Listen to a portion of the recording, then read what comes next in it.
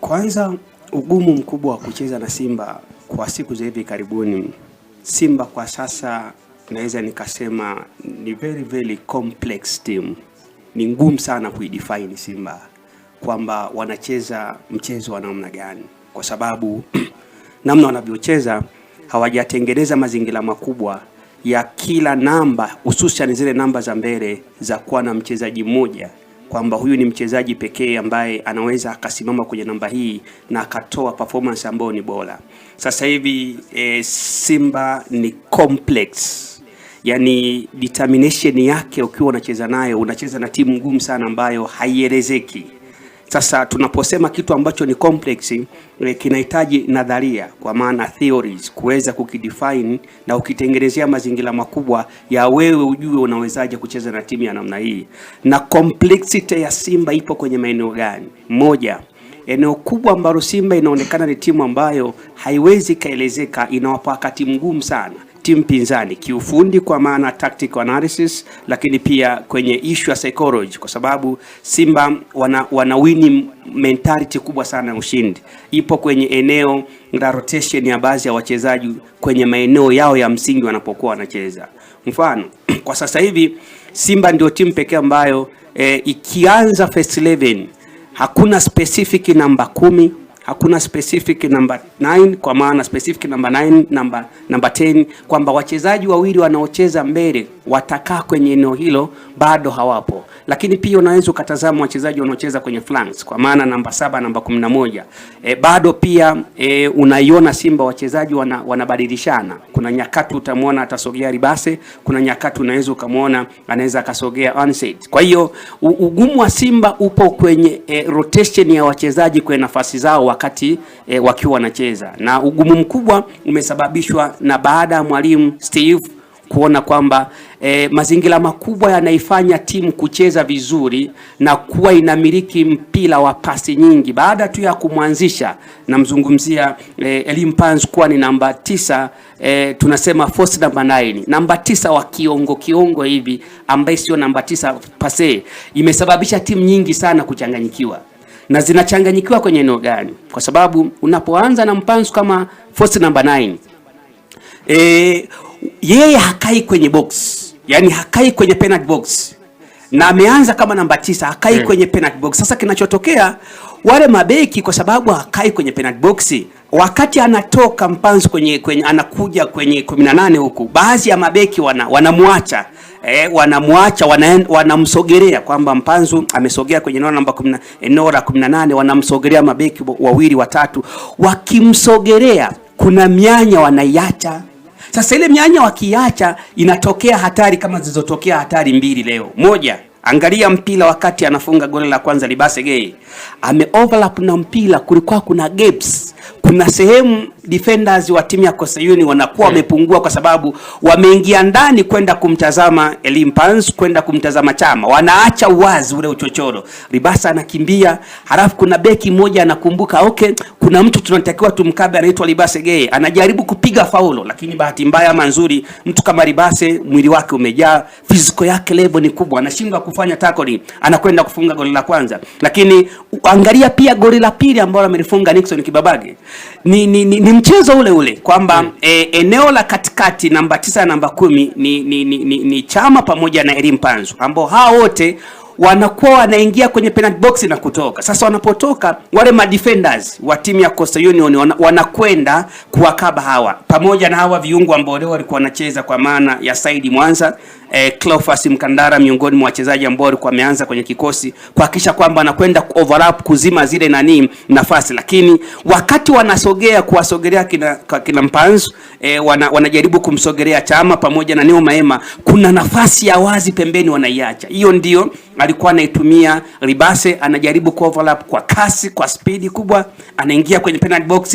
Lile goli la pili angefunga mwenyewe, lakini bahati mbaya goalkeeper akaweza kuokoa ule, ameuokoa mpira, lakini bahati mbaya akauparaza, unakwenda kukutana Nixon Kibabage kule. Kibabage hakukuwa na mtu ambaye alikuwa amemkaba pia. Yani wakati anakuja ufunga ile goli la pili, ametokea sehemu ambako wachezaji wote wa katikati ukiwatazama walikuwa wanaangalia wachezaji wa katikati. Maana yake nini?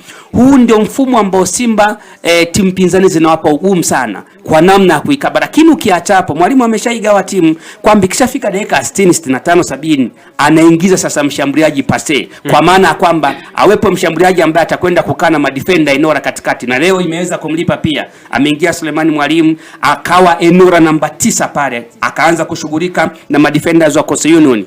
Mwalimu kwenye goli la Chama la 4 kahusika. Angalia, Chama kaomba Kagoma, kapasiana na Chama, baadaye Chama anapiga mpira kwa Niki anaurudisha kati kwa ajili ya kwamba tayari kuna namba 9 kwenye eneo hilo, na ukijaribu kutazama namba 9 alikuwa ni Mwalimu, lakini Mwalimu ule mpira ulimkuta akiwa kwenye out of natural position, alikuwa kwenye nafasi ambayo sio halisia, akaamua kuusogeza. Tunasema ule mpira akaupiga kofi kidogo, anamsogezea Chama. Chama akaangalia tu anapigaje shuti, akafunga goli la 4. Kwa hiyo ndio ugumu wa Simba, kwa sababu wako watu wananyumbulika, hawako kwenye specific position. Ndio walimu inawapa ugumu sana kuweza kucheza na Simba namna hii kwa sasa. Ndio pengine ukitazama Coastal Union katika mchezo wa hii leo, na wamefungwa kwa ubora wa Simba ndio, lakini pengine ni wapi mwalimu Fikiri Elias hii leo amekwama katika falsafa yake, katika mfumo wake wa kuiendea Simba, ambacho pengine kimemkwamisha na kuwafanya Simba wapate mabao? Kwanza mimi leo Coastal hawajani place kabisa. Nimeiona Coastal Union ikiwa imebadilika kwa kiwango kikubwa sana, lakini walivyocheza mechi ya leo, wanazungumza jambo moja kwenye mpira. Kuna kitu kinaitwa fear factor. Unamheshimu mpinzani, unajilinda usifungwe, lakini usiogope kwa kiwango hicho cha kushindwa hata kujaribu kuweza kucheza mpira. Leo Coastal Union siwezi kusema kwamba waliheshimu kwa kiwango kikubwa mno Simba, waliogopa Simba kwa kiwango kikubwa mno. Kwa sababu mechi ya leo sijaiona reaction ya Coastal Union kubwa ambayo ningetarajia kuiona. Labda ni kwa sababu pia wako baadhi ya wachezaji, nakumbuka sana, wako baadhi ya wachezaji ambao ni bora kwenye kikosi wa kwanza, kama kina Bakari Msimu, miongoni mwa wachezaji bora sana. Mfano kama Bakari Msimu ni mchezaji ambaye kabla hajaanza kuhusishwa kwenda kujiunga na Simba alikuwa amecheza dakika 270, wastani na kucheza dakika 83 kwenye kila mechi, lakini toka alivyoanza kuhusishwa amecheza dakika 30 peke yake, hakuwepo. Lakini ukiacha yeye, nenda katazame baadhi ya wachezaji wengine ambao wana quality kama kina Manyasi hawakuwa kwenye kikosi. Mauridi Mabadi miongoni mwa wachezaji ambao wana quality kubwa hawakuwepo kwenye kikosi. Hata goalkeeper namba 1 ambaye mara kadhaa amekuwa anafanya kazi hakuwepo kwenye squad. Maana yake nini? Labda pia kutokuwepo kwa hawa kulibadilisha mpango kazi. Sasa ukijaribu kuangalia system availability, mfumo uliokuwepo na system performance na namna mfumo ulivyofanya kazi, leo Coastal Union wamecheza mfumo wa 4-4-2. Yani walikuwa wanacheza mfumo wa 4 wawili mbele, ndio mfumo ambao walikuwa wanaucheza. Lakini kwenye mfumo wa 4-4-2 walikuwa wanacheza low block. Maana yake nini? Ukiangalia kwenye mstari wa goalkeeper, eneo la 18 walikuwa wanacheza wachezaji 6, wachezaji wawili wanakuwa katikati na wawili wanakuwa mbele. Maana yake ule mfumo ulikuwa unabadilika kutoka kwenye 4-4-2 ulikuwa unakwenda kwenye 6-2-2, kwa maana kwamba unakuwa na wachezaji 6 wanaokaa kwenye eneo la penalty box, wachezaji wawili kwenye eneo la mbele na wachezaji wawili kwenye eneo la mbele. Sasa kitendo cha kucheza mfumo wa 4-4-2 halafu wakawa wanacheza low block, mnacheza nyuma zaidi, walitengeneza mazingira makubwa ya wao sasa kutengeneza jambo moja, kwamba eneo la katikati ya uwanja Coastal Union walikuwa afiki. Walikuwa wanacheza defensive type of football, kwa maana kwamba ukishacheza defensive organization kwamba mabeki watakuwa wanajilinda, unahatarisha timu yako kushambuliwa kwa wakati mwingi sana na kuzidiwa, kwa sababu wewe unakuwa utengenezi mchakato wa kutoa nafasi. Ndio maana ziko nafasi kaza wa kaza leo Libase alikuwa analazimisha kuingia kwenye penalty box, ziko baadhi walikuwa nakosa Simba, lakini ni kwa sababu timu nzima ya Coastal Union ilikuwa nyuma. Na ukitaka kuprove kwamba mfumo wa 4-4-2 walikuwa na ugeuza, unakuwa wa 6-2-2. Magoli takribani 3 wamefungwa, kulikuwa na mabeki 6. Yani Coastal Union wamefungwa goli la Chama, wakati wanafunga goli la Chama kwenye eneo la ule mstatili ambao ndiko goli linakwenda kufungwa walikuwepo wachezaji 6. Yaani idadi ya madefenders walikuwepo wengi, lakini bado wakashindwa kuweza kukilia ule mpira. Maana yake nini? Kwamba timu ilikuwa two defense, ilikuwa imekuja kujilinda kwa kiwango kikubwa. Sasa kwenye mazingira hayo, mfumo huu umeshindwa kuinufaisha Coastal Union kwa sababu eneo la mbele partnership ya washambuliaji wawili ilikuwa haipo. Kumbuka alikuwepo Makambo, Morid Mabadi hayupo. Kichuya tunajua ubora wake ilivyo, lakini ni miongoni mwa wachezaji ambao hawakuwa kwenye squad hiyo. Na Simba wanajua Simba rekodi yao ya mwisho ya kucheza fainali ya kombe la CRDB ilikuwa msimu wa mwaka 2021 pale wanacheza kwenye pale Kigoma kwenye dimba Lake Tanganyika, waliperform vizuri na wakawafunga Dar es Salaam Young Africans. Kwenye misimu hivi karibuni wamekuwa wafanya vizuri, lakini ukiacha hapo msimu mwingine waliofanya vizuri zaidi ulikuwa ni msimu ule wa mwaka 2017. Tunajua kipindi kile Simba anacheza na Mbao, nakumbuka ile Mbao ya Mwanza ile iliyokuwa inafundishwa na Etienne Ndaragije, miongoni mwa timu ambayo ilikuja kutengenezwa ikawa imara, ikaendelea kuwa na mashabiki wengi sana Tanzania, na ikawa ni ngome kwa upande wa Dar es Salaam Young Africans. Yule Etienne ambaye alifanya makubwa, ambao ametoka pale ndio akatengenezewa mazingira makubwa ya kupewa credit ya kufundisha timu yetu ya taifa ya Tanzania. Akapewa timu yetu msimu wa mwaka 2019 mpaka mwaka 2021 kama national team coach. Katoka pale kafanya vizuri, karudi nyumbani kwao, kafundisha miaka miwili kwenye national team kabla ya kwenda kuwapa ubingwa Polisi ya Kenya.